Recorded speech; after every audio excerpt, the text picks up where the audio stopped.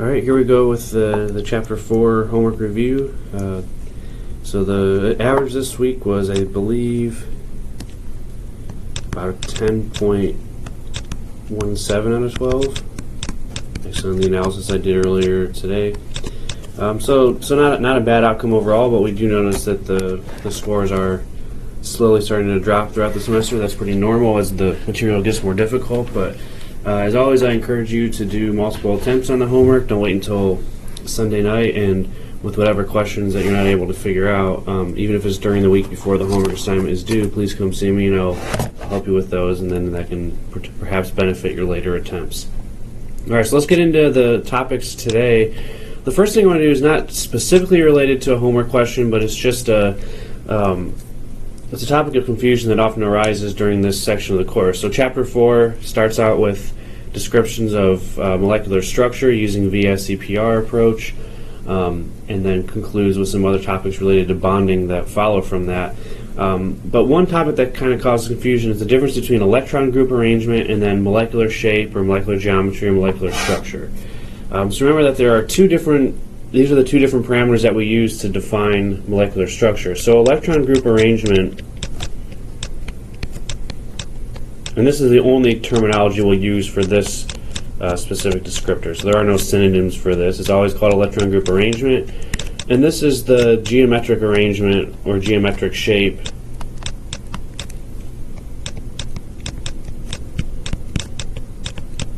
of all bonded atoms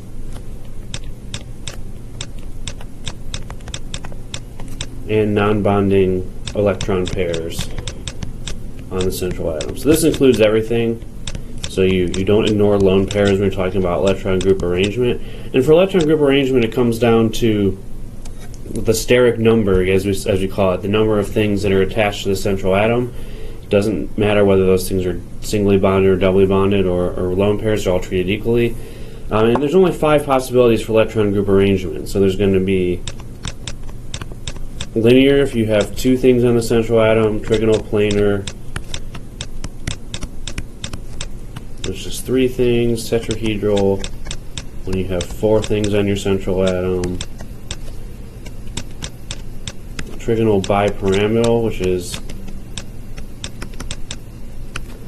5 electron groups on your central atom, and then octahedral when you have 6. That's as high as we'll go. Okay? So it's these 5 possibilities for electron group arrangement, and as I said, these numbers down here, 2, 3, 4, 5, and 6, is the combination, the total sum of the number of bonded atoms plus lone pairs. So it's a combination of those two. And then the other term that we often use is molecular shape, which is sometimes called the molecular geometry, or in one of the questions on this assignment, sometimes referred to as molecular structure. So there's a few different ways of calling this, but this is a shape that includes or describes only the atoms. So it ignores any lone pairs on the central atom and only considers the atoms. If you don't have any lone pairs, the molecular shape is the same as the electron group arrangement. So for 3 electron groups, if you have no lone pairs, you would still call that a trigonal planar molecular shape or molecular geometry. But there's a lot of other possibilities that account for having lone pairs present. So we went through those in the notes. I'm not going to go through all of them here, but just keep in mind that there are 2 different terminologies we use to describe that are both related to molecular geometry. Electron group arrangement counts all of the electron groups and only has 5 possibilities. Molecular shape or molecular geometry, we ignore lone pairs. The lone pairs factor into what that shape ultimately is, but the shape sort of does not include the lone pairs when we describe it. And at the same time, there's a lot more possibilities because it's different combinations of atoms and lone pairs that give those different shapes. So definitely refresh that if that gave you trouble, although none of the questions on molecular geometry were terribly difficult for us. The one that we had a little bit of trouble with, the molecular structure of xenon F5+, so the pentafluoroxenon cation.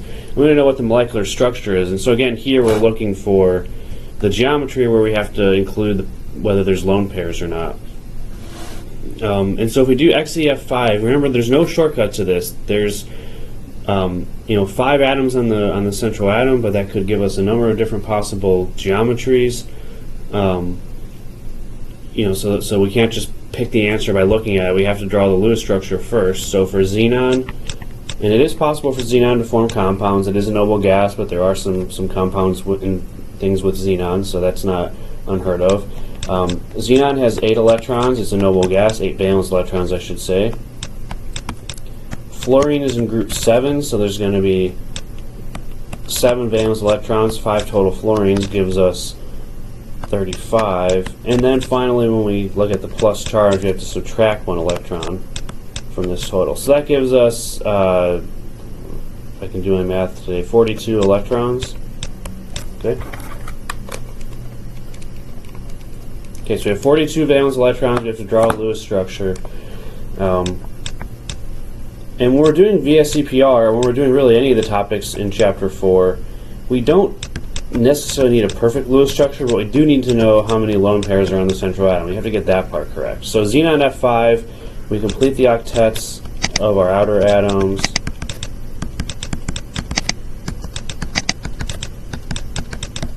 So we have 5 fluorines, each with 8 electrons. Fluorine never gets double bonds, so we don't have to do anything else beyond this. And then we have another 2, because we have a total of 42 electrons to put on here. We've only used 40, so the last 2 have to go on the central atom. So this is the structure for xenon F5+. There's a positive charge there. And now we just have to go on and figure out what molecular structure this corresponds to. So if we count the number of electron groups, there are 5 fluorines bonded to the central atom, so that's AX5. And then there's 1 lone pair. So if we're giving the AXE notation, this would be AX5E. So there's a total of 6 electron groups. That's the octahedral electron group arrangement. But what we're asked for in this problem is actually the geometry, so then we have to figure out what that corresponds to. So if it's AX5E, we put our 6 electron groups in an octahedral geometry. Draw this a little bit better. So it's 6 electron groups. They're going to arrange themselves in an octahedron. One of those is a lone pair. Doesn't really matter where we put it, but the clearest way to see this is if we draw it like this, and this is going to be square pyramidal. Alright, so if you want to just memorize that AX5E means square pyramidal, go ahead, but I tend to prefer to draw it out. So I know if there's 6 electron groups, it's going to be octahedral. We put a lone pair in one of those, and then I think this is pretty clearly a square-based pyramid. You have your square there, and you have your apex there. That gives you the pyramid, and so we call that square pyramidal, which would be choice B on this problem. Alright, so that was one. We didn't do terribly on it, but 5 electron groups is, or this is 6 electron groups, I suppose, but when you have 5 things bonded to the central atom, there's a lot of possibilities for what that could be, so you do have to go through and draw the whole Lewis structure to figure that out.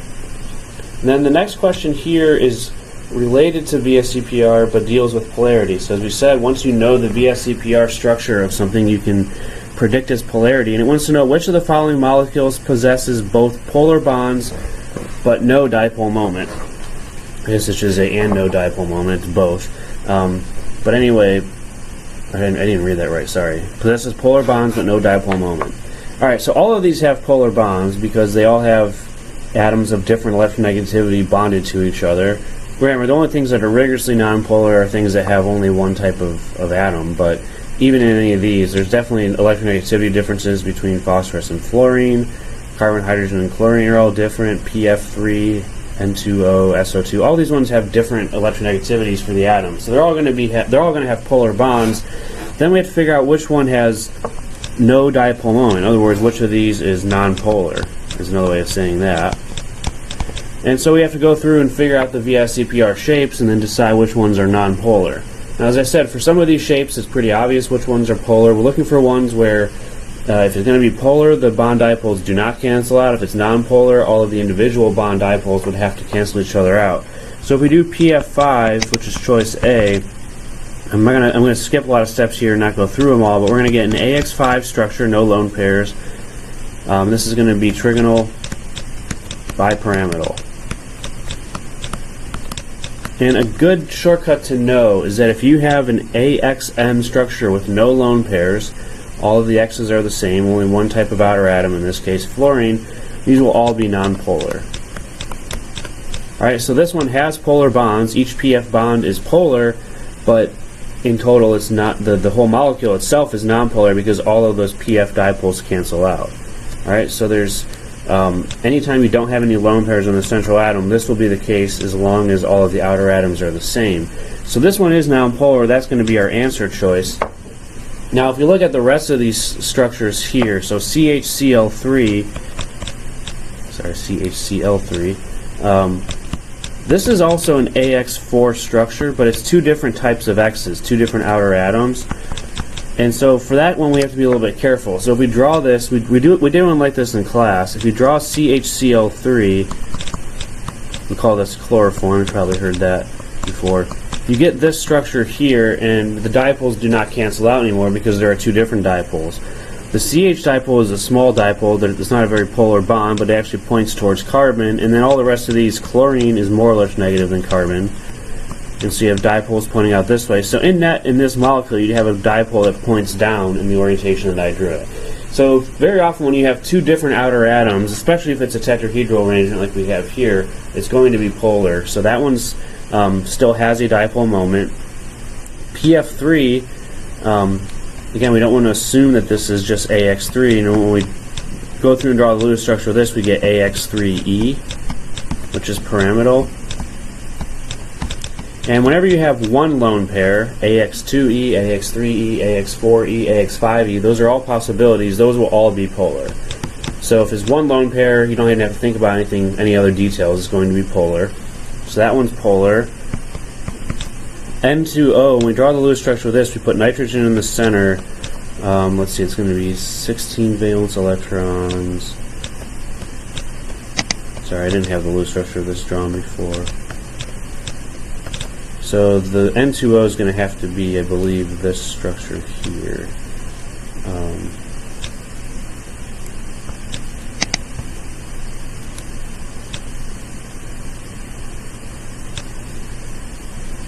Now, the nice thing is for polarity, you don't have to get all the double bonds right, but I just want to make sure I give you the correct structure. So I think you'd have two double bonds in this to be able to complete the octet on the central atom. So that's 2, 4, 6, 8, 10, 12. 16 electrons, that should be right. So this comes out to AX2, but this is another one where there's two different dipoles. So this is a linear molecule, but that doesn't mean the dipoles will cancel because this NN bond is nonpolar. It's two of the same atom, so you don't have any dipole pointing in that direction, but then you have a significant dipole pointing that way. So this will still be polar. If you have an AX2 structure, but it's two different atoms, the polarities, the bond dipoles won't cancel out. So this one will be polar as well. And then finally, SO2 is AX2E. So it's a bent molecule. Any bent molecule is going to be polar if the two atoms are different. So this is going to be bent, and it will be also polar. Anything with one lone pair, as we said, is polar. Alright, so I did give you a table in the notes that sort of helps you with some of these. With all of them, really except for choice B and D, though, you have to think about sometimes the exact structure and realizing that in many cases you're going to have, if you have two different outer atoms like we do in CHCl3 and N2O down here, you have to think about the individual bond dipoles and whether they cancel out, and in many cases they don't, as we saw here. So PF5 is the only one that's nonpolar. And like I said, if we're looking for the nonpolar molecule, there are significantly fewer things that fall into the nonpolar category. So first look for things that have no lone pairs. Those are the classic examples of things where all the dipoles cancel out. And so in most cases when you have lone pairs, it's going to be polar, especially if you have one lone pair. But if you have 0 lone pairs, those are ones that you can quickly identify as being nonpolar. Now this one here is a little bit more difficult. This is also dealing with polarity. I think this is asking, shoot, I didn't reproduce the whole question properly, but it's 3 different structures of C2H2Cl2, and it's asking which ones are polar. The question may have asked which ones are nonpolar, but whatever the question is asking is dealing with polarity, and it wants to know which of these has a dipole moment or is polar. So we have 3 possible structures here, and these are called, 2 of these are called what are called cis-trans isomers. We didn't really talk about this, so we're not going to expect you to know the difference between them, but we'll notice in this first one here, I'll redraw it a little bit bigger. So the first structure we're given has this arrangement here, And one thing to keep in mind that we've since talked about in this class is that when you have pi bonds between two atoms, so here we have a double bond, so it's going to be sigma and pi, you cannot rotate this about this bond. Okay, well, you can't rotate a pi bond without breaking it. So this structure is rigidly planar, and the chlorines and hydrogens are locked in place. And so you see, this is what we call a cis structure. The two chlorines are on the same side of the double bond. They're both on the bottom as we've drawn it. The two hydrogens are both on the top. And if we want to know whether this one is polar or not, we have to think about the dipole moment. So as I said, chlorine is more polar than carbon. So when we draw those, there's going to be a small dipole in this direction as well. This structure here is going to have a net dipole moment that points down towards the bottom because the more electronegative atoms are on the bottom. So this one would be polar. And then if we go to the next structure, this is an isomer of the first, where there's still one hydrogen and one chlorine on each carbon, but in this case they're in what's called a trans arrangement. So if we look at the second one here, the two hydrogens are on opposite sides of the double bond, the two chlorines are on opposite sides. We call that trans. Again, that's nomenclature you don't have to worry about, but that's what it's called. And we want to figure out if this one's polar, so we have a dipole in this direction from hydrogen to carbon, but that's going to be canceled out by the dipole in that direction. This dipole to carbon and chlorine in that direction is canceled out by the other one. So in this case, all of the dipoles have an equal and opposite one, 180 degrees relative to it. So this is going to end up being nonpolar. This is an example of a molecule, not as obvious perhaps as some of the other ones, but an example where all the dipoles cancel each other out. So this would be nonpolar. And then the last one here, where we have the two chlorines on one side and the two hydrogens on the other. So the first carbon has two hydrogens, the second carbon has two chlorines. This is not a geometric isomer because in this case the atoms are arranged differently, but this is still considered an isomer because it has the same atoms in the same ratios. And when we draw the dipole moment for this guy, we have two dipoles from hydrogen to carbon. Again, those are small dipoles, but they do exist. And that's going to give you a net dipole, and then it's going to be reinforced by the dipoles that go between carbon and chlorine in those directions. So this one would have a net dipole moment from left to right as I've drawn it towards, again, the more electronegative chlorine atoms. This one would also be polar. And whether you realize all the details about the direction of the dipole moment and all that stuff, the important point, as long as you got that, these two structures were polar, which would be, this is structure 1, 2, and 3. So structures 1 and 3 are polar, so if that's what we were asking, which I think we were in this one, the correct answer would be choice E. Choices 1 and 3 are the polar ones. The other one, choice 2, is nonpolar. Alright, so that one required you to think a little bit more about the structure and about the dipole moments, but it follows from exactly what we said previously in the last one. Alright, and then finally this question here, we're going into hybridization now. So that dealt with it. We had some questions about molecular structure that we did pretty well on, questions on polarity that weren't too bad, but then a lot of the problems we had difficulty with were on hybridization. So the first one here is asking, these are generic structures with A, X, and E as they're called.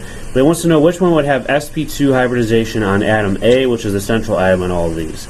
Now for hybridization, all we have to do is count the number of electron groups that are attached to that atom, in this case the atom A as we're abbreviating it. And the number of electron groups is going to tell us hybridization. And like I said before, it doesn't really matter whether those electron groups are singly bonded or doubly bonded or whatever the case is. It's just going to be, you count the number of electron groups and that gives you hybridization. So for choice 1, the number of electron groups, we have 1E, we have 1X, and then we have one lone pair.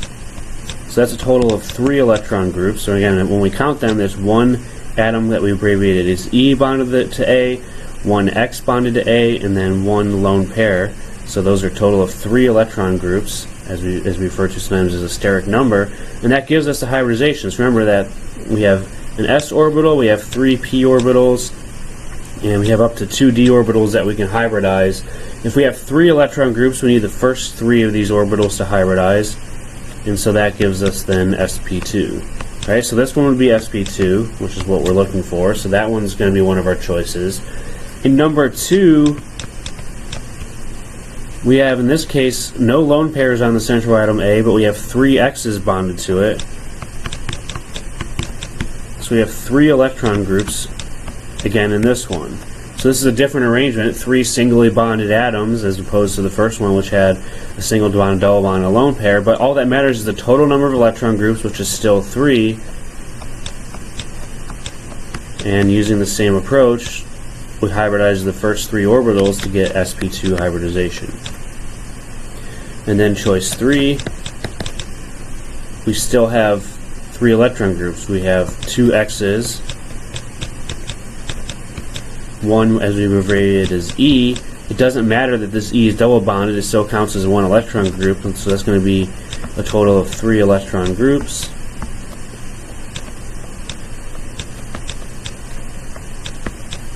Take the first 3 orbitals, hybridize them, get sp2. Alright, so these first 3 are all sp2. Now if we go to the last one, number 4, this one just has 2 doubly bonded X's. We don't care that they're doubly bonded, it's just how many of them there are. So there's 2.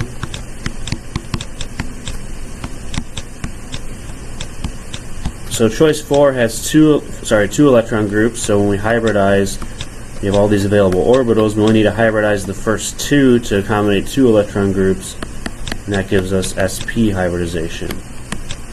Right, that one didn't come through very good, but that's sp2 as well. So these first 3 here, 1 through 3, which would have been one of your answer choices, I think this was definitely a multiple choice question, but those 3 would be the ones that you would predict to have sp2 hybridization. All 3 of them are a little bit different in terms of the bonding arrangement, but they all have a total of 3 electron groups, which is all that matters when you're predicting hybridization. Alright, and then this one is very similar. Consider the molecule and the following hybridization choices. We want to know what is the hybridization of the nitrogen atom. Now when we're doing hybridization, we do need to fill in lone pair electrons because those also factor in when we're determining hybridization. So we have to look at, especially the nitrogen, and determine lone pairs. Now, again, these are some shortcuts that we've talked about now for these larger Lewis structures to complete the octets and minimize formal charges. Carbon tends to have 4 bonds and 0 lone pairs, and that's what we see here. All the carbon atoms have their 4 bonds already. We don't put any lone pairs on carbon anyway. But then for the rest of the atoms that we have a chlorine. Well, let's do these in order. So we have nitrogen, which is the next group in the periodic table, tends to have 3 bonds and 1 lone pair. So when we're filling in lone pairs, we should make sure that that's what we have for each nitrogen, 3 bonds and a lone pair in 99% of the cases. Oxygen is going to be 2 of each. And then halogens, which includes fluorine and chlorine if they're on the outside, as long as they're not central atoms in any of these structures, those would be 3 bonds and 1 lone pair. So all these atoms tend to complete their octets, but they do it in different ways. And we see that for nitrogen, especially, which is what we're interested in this problem, 3 bonds and 1 lone pair. So this oxygen has 2 bonds, so it needs 2 lone pairs to complete its octet. This chlorine needs 3 lone pairs to complete its octet. And then this nitrogen here already has its 3 bonds, but it needs a lone pair to complete the octet. So when we're determining hybridization, then, if we look at that nitrogen, it has 1 atom bonded to it, which is a carbon. Remember, it doesn't matter that it's a triple bond, we're just counting the number of electron groups. And it also has 1 lone pair bonded to it, or not bonded to it, but associated with it. That's going to be a total of 2 electron groups. So this nitrogen here has 2 electron groups, 1 atom bonded to it, 1 lone pair.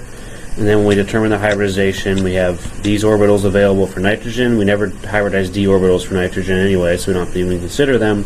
But for 2 electron groups, we only need to hybridize 1 s and 1 p, giving us sp hybridization. So the correct answer would be A, sp. Okay? So just when we're determining hybridization, we just need to count number of electron groups, and that's going to tell us directly what the hybridization is. Alright, and then this one asks us to go into a little bit more detail about hybridization. So we have a structure here, N2H2. It's already completed for us. Maybe a little bit blurry here. This is a double bond between the 2. But regardless of those details, we have the structure already in this problem, so we don't have to do anything else to it. But we want to know something about the bonding between the atoms. So it's asking for, which orbital is participating in the bond between hydrogen and nitrogen. We have the nitrogen-nitrogen double bond, nitrogen-hydrogen bond. Alright, so first let's determine the hybridization of nitrogen.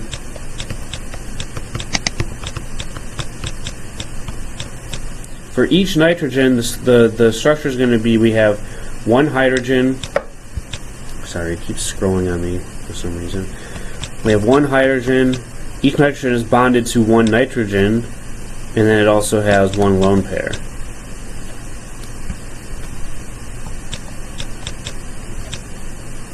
Alright, so it's again one hydrogen, one nitrogen, one lone pair. 3 electron groups, and as we've already seen, that means we're going to have sp2 hybridization. So that's the hybridization for the nitrogen. Oh my goodness, again, messed something up here. Copy and paste error. Sorry, that shouldn't be there. Alright, so we have an sp2 hybridization on nitrogen, and we want to figure out how then which bonds are involved in the bonding in the lone pairs for this. So what's going to always be true is that when you have whatever hybridization, sp, sp2, sp3, the hybrid orbitals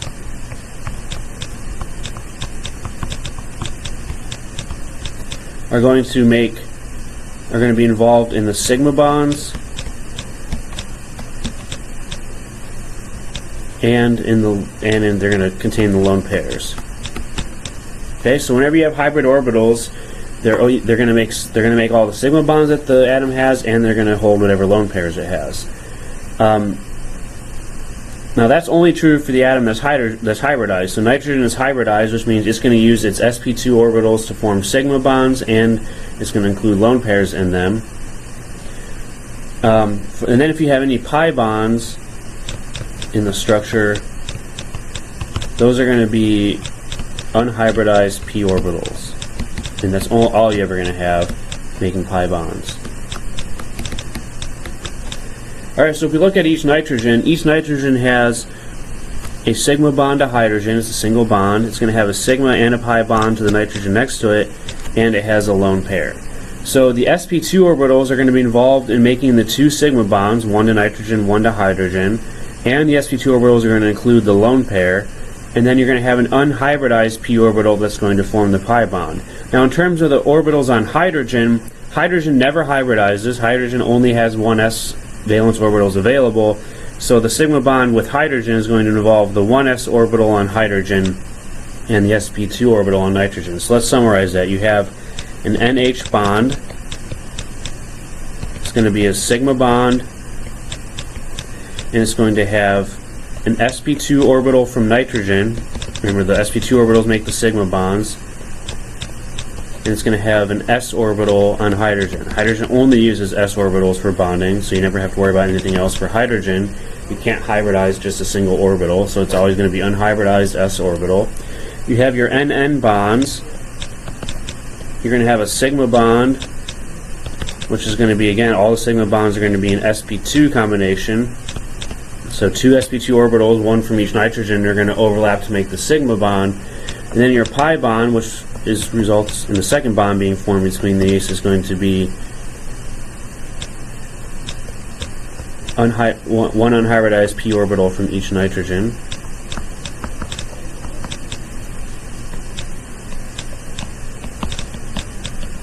Alright, so then if we look at the choices here, the bonding should be, let's see, this first one says S on H, sp2 on nitrogen, but this should also include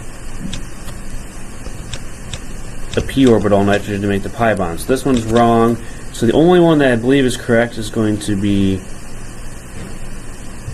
choice D. So the bonding involves an s orbital on hydrogen, sp2 and p orbitals on nitrogen, the sp2 for the sigma, the p for the pi, and then the lone pair is going to be an sp2 on nitrogen. Okay, so this first one, this one here ignores the sp2 orbitals being involved in the bonding. Choice B says you have sp2 orbitals on both H and nitrogen, which can't be the case. So the only choice that's completely correct is choice D, where we're using s orbitals on hydrogen to form bonds. That's always going to be the case for hydrogen. The nitrogen uses sp2 and p, sp2 to form its 2 sigma bonds, p orbital to form its pi bonds, and then the lone pair will also be in that last remaining sp2 orbital. Alright, so a lot of little things to consider here, a lot of details that you needed to pick up to get this one correct, but it does require us to think in more depth about the bonding and how these different hybrid orbitals and unhybridized orbitals are used in forming bonds, and including lone pairs in many cases. Alright, and then the last of these questions deals with molecular orbital theory. I'm going to skip this one for now because I should do the simpler molecular orbital questions first, wherever those are. Alright, let's go to this one first. I meant to do these in different order. So this question asks about F2 2+, and it wants to know how many unpaired electrons are there based on this ordering of orbitals. So we're giving you the ordering of orbitals here, although this one you should know because it's the standard order. There's nothing weird about this. And so now we have to fill this with the correct number of electrons. So we arrange the orbitals. We have sigma 2s, sigma star 2s. The next one is sigma 2p. Now one thing we should realize as we're writing these out is that each sigma level has a single orbital, but then when we get to pi 2p, that's going to be 2 degenerate orbitals, and same with pi star, 2 degenerate orbitals. And then sigma star is still back to 1 orbital. So this is the ordering of the orbitals. We do need to recognize that for each of these pi levels, there's actually 2 orbitals present. Now we have to add the number of electrons. So F2 2+, each fluorine has 7 electrons. Then we subtract 2 for the 2+ charge. We should have put 12 electrons into here. Okay, so this is a 12 electron species. And it wants to know how many unpaired electrons there are in this. So we're going to add the 12 electrons from lowest energy to highest energy. Energy goes up this way. And we just go 1, 2, 3, 4, 5, 6, 7, 8, 9, 10, 11, 12. When we come to these last 2 electrons in the pi star, they have to go into 2 separate orbitals with the same spin to follow Hund's rules, and so that means we're going to have 2 unpaired electrons in this one. So this is a pretty typical question dealing with just filling orbital diagrams. Then we had one other one here dealing with O2 and NO. Now this one is a little bit different because we haven't dealt with heterodiatomics yet. So we've done all the homodiatomics. This one asks us something about NO though, which we want to know something, which we haven't done yet with 2 different atoms. Now the microorbital diagrams for any diatomic are going to be similar. So for O2, we would still have our typical ordering. So O2 is going to look actually identical to the one we just did with F2 2+, then the sigma.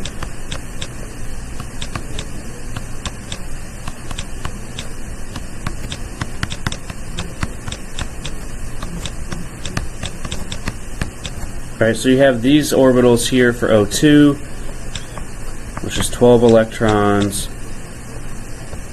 3, 4, 5, 6, 7, 8, 9, 10, 11, 12. So that's what we get for O2, and then if we do NO, now here we don't know the ordering of the orbitals, and I didn't give this to you, we don't expect you to know it.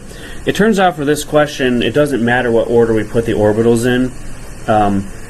I believe the correct way for NO is to put them in the same order as N2, where we actually invert these two, but it doesn't really matter for this one because we're not asking you about, well, it actually doesn't matter because these orbitals are going to be filled anyway. So as I'll show you here, for NO, there's going to be some differences in the energies of these orbitals, some other subtle things, but we have our sigma 2s, sigma star 2s.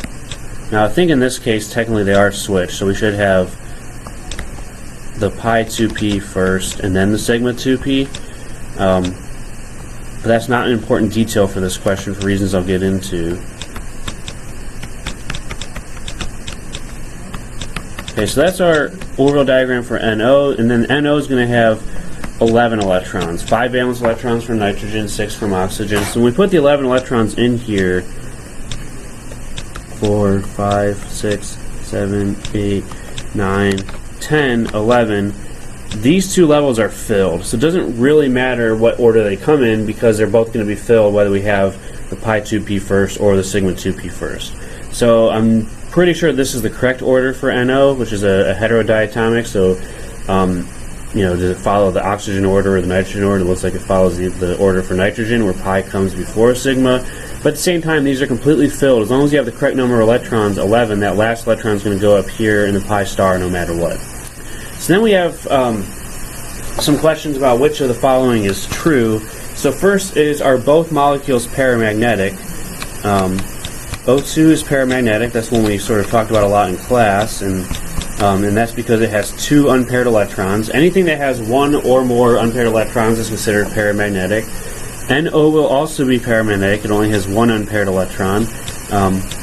Now a shortcut you can take with NO, you'll still need the orbital diagram to answer some of these questions, but if you have an odd number of electrons, 11 in this case, it's going to be paramagnetic. You cannot pair up all the electrons because there's an odd number of them.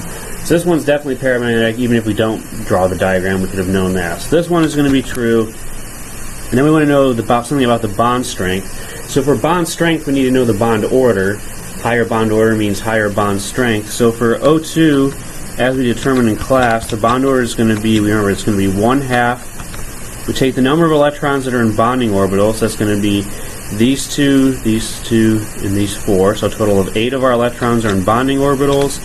And then we have 1, 2, 3, 4 that are in antibonding. Antibonding orbitals are the ones that have the stars next to them. So 2 sigma star and 2 pi star electrons. So out of our 12 electrons, 8 are bonding, 4 are antibonding, and that gives us a bond order of 2. And then for this guy over here, we still have 8 electrons in bonding orbitals, 2 from sigma 2s, 4 from the pi, 2 from the sigma 2p, so 2, 4, 6, 8. That's the most you can have. And then in this case, though, we only have 3 antibonding electrons. These 2 here, and now only 1 in pi star 2p.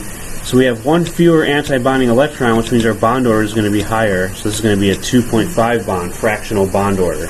So because NO has a higher bond order, even only by a little bit, we expect it to be stronger.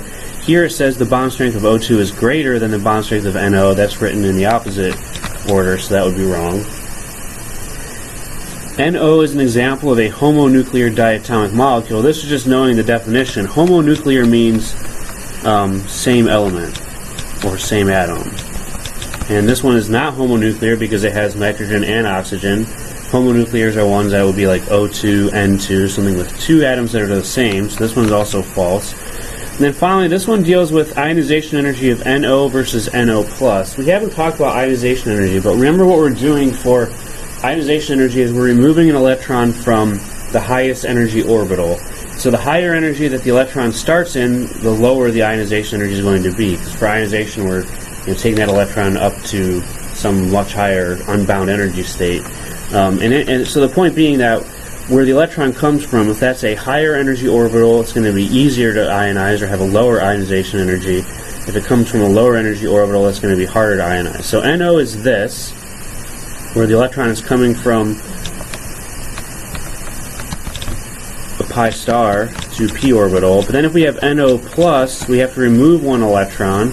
So in converting this to NO+, I don't have room to draw another diagram.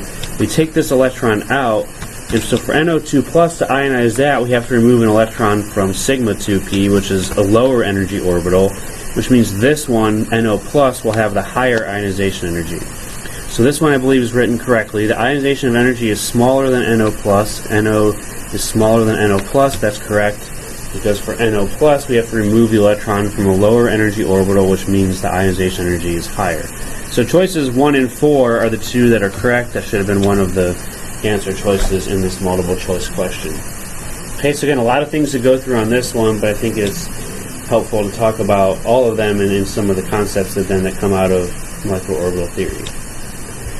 Alright, now we're talking about paramagnetism again, so we'll go to this one, which follows directly from that. If a molecule demonstrates paramagnetism, then, choice 1, the substance can have both paired and unpaired electrons.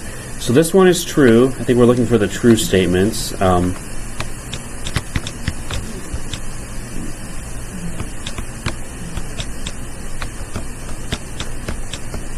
probably left out part of the question again, but we're looking for true statements here. If a molecule demonstrates paramagnetism, then choice 1, the substance can have both paired and unpaired electrons. This one is true because paramagnetism just dictates that 1 or more electrons are unpaired, but there can still be a lot of paired electrons. We saw that for O2 down here, and NO. There's a lot of paired electrons in these, so for O2 you have, out of the 12 electrons, 10 of them are paired, but because it has these 2 unpaired electrons, it's going to be paramagnetic. So in many cases, in most cases really, paramagnetic compounds will have both paired and unpaired electrons. So that one's true. Choice 2, if a molecule demonstrates paramagnetism, then the bond order is not a whole number. This one could be true, but it's not true all the time, and O2 is another example of that. So if we go down to the O2 MO diagram is paramagnetic, but it has a whole number bond order of 2. So it doesn't have to be the case that those two go together. So this one's going to be false. You could have a bond order that's not a whole number, and we saw that for NO, but if the bond order is a whole number, it still can be paramagnetic. Choice 3, it can be determined by drawing the Lewis structure, and this is what molecular orbital theory tells us. This is definitely false. For O2, which is really the classic example of paramagnetism in diatomic molecules, we would draw a Lewis structure that predicts that it's diamagnetic, so you can't use a Lewis structure to predict this accurately in every case. And then choice 4, it must be an ion. O2 is yet another exception to this, so there are many of charged neutral paramagnetic molecules, so it doesn't have to be an ion to be paramagnetic. So the only one that is true is choice 1 here, which is that the substance can have both paired and unpaired electrons. That's almost always true for paramagnetic compounds unless it has less than 2 electrons, basically. Okay, so that takes us, we went a little bit out of order here, but through a lot of the molecular orbital questions. This last one here was also a request from a student, and it's about benzene. So benzene was the last thing we talked about in chapter 4, which is that C4HW1 molecule, which has a hexagon of carbons, perfectly planar hexagonal structure. And so when we talked about this in class, we said that if you're going to draw this using localized bonds, it has this skeleton here, a hexagon of 6 carbons, and then a hydrogen on each carbon on the outside. Then you have to draw alternating double bonds here, and then to describe this, these double bonds are localized. So we drew the double bonds here, here, and here, but they could have just as easily been drawn in the other positions.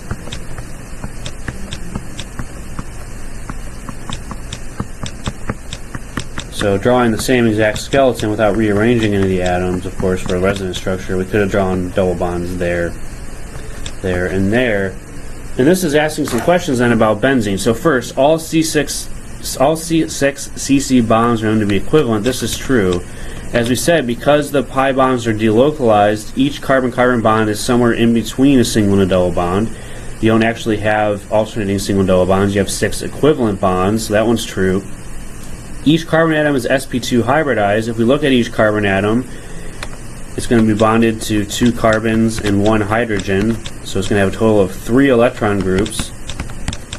And as we've already seen a few times in this review, that means it's sp2, so this one's also true. This one we don't even need to know all the details about the delocalized structure. We just look at each carbon atom, and for either of these resonance forms, you see that each carbon atom has 3 electron groups. C, the localized electron model must invoke resonance to account for the 6 equal CC bonds. This one is also true, because as we're showing here, if you're going to have 6 equal bonds, you need to have resonance structures to show that these bonds are actually in between a single and double bond, and that these double bonds are not localized. So this one's going to be true as well. Choice D, it has delocalized pi bonding. That's really the one feature of benzene that we wanted you to know, is that the pi bonding is delocalized. So you have these 3 pi bonds that we show in these positions in one resonance structure, and then we alternate them in the other one, and those pi electrons, those 6 pi electrons, are going to be delocalized to account for the equal bonding between all the carbons. So this one's definitely true as well. And then the last one, the pi bonds of carbon involve sp2 orbitals. As we said earlier in this review, pi bonds are always going to be unhybridized p orbitals. Okay, so hybrid orbitals are never involved in forming pi bonds. They're only going to be involved in forming sigma bonds, or they're going to have lone pairs in them in some cases. And so if you have pi bonds, those will always be unhybridized p orbitals. And so as we showed in class, each of these carbon atoms here is sp2 hybridized, but then that leaves one unhybridized p orbital. The third p orbital is left unhybridized, and it's those p orbitals that overlap to form the delocalized pi bonds that span all 6 of these carbon atoms. So this is the false statement, which is what we're looking for, so the correct answer for this would be choice E. Alright, a bit of a longer review this time, but a lot of important concepts to go through. Chapter 4 is a pretty dense chapter, and we did have to go through it fairly quickly in class to get it finished in time. So that'll take us to the end of Chapter 4. Chapter 5 is a whole different set of topics, a whole different approach to chemistry, a lot more quantitative, so we'll get into that starting in class today. If you have any remaining questions on Chapter 4, though, please come to me to get those answered. Alright, I'll see you later on in class.